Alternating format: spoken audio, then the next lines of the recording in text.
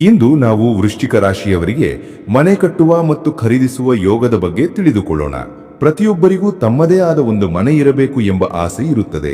ಆ ಆಸೆಯನ್ನು ನನಸು ಮಾಡಿಕೊಳ್ಳಲು ಜ್ಯೋತಿಷ್ಯ ಹೇಗೆ ಸಹಾಯ ಮಾಡುತ್ತದೆ ಎಂದು ನೋಡೋಣ. ವೃಶ್ಚಿಕ ರಾಶಿ ಮತ್ತು ನಿಮ್ಮ ಸ್ವಭಾವ.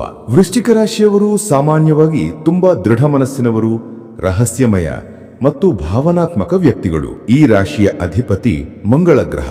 ಮಂಗಳನು ಶಕ್ತಿ, ಧೈರ್ಯ ಮತ್ತು ಭೂಮಿಯ ಕಾರಕ.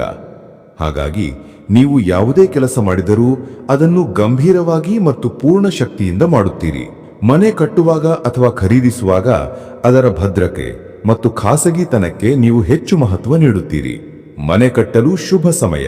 ವೃಶ್ಚಿಕ ರಾಶಿಯವರಿಗೆ ಮನೆ ಕಟ್ಟಲು ಅಥವಾ ಖರೀದಿಸಲು ಅತ್ಯಂತ ಶುಭ ಸಮಯವೆಂದರೆ ನಿಮ್ಮ ಜಾತಕದಲ್ಲಿ ಮಂಗಳ ಮತ್ತು ಶನಿ ಗ್ರಹಗಳ ಸ್ಥಾನಗಳು ಬಲವಾಗಿದ್ದಾಗ.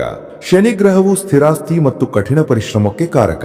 2026ರ ಕೊನೆಯಲ್ಲಿ ಮತ್ತು 2027ರ ಮಧ್ಯದಲ್ಲಿ ಈ ಅವಧಿಯಲ್ಲಿ ವೃಶ್ಚಿಕ ರಾಶಿಯವರಿಗೆ ಆಸ್ತಿಯಲ್ಲಿ ಹೂಡಿಕೆ ಮಾಡಲು ತುಂಬಾ ಒಳ್ಳೆಯ ಯೋಗ ಇದೆ.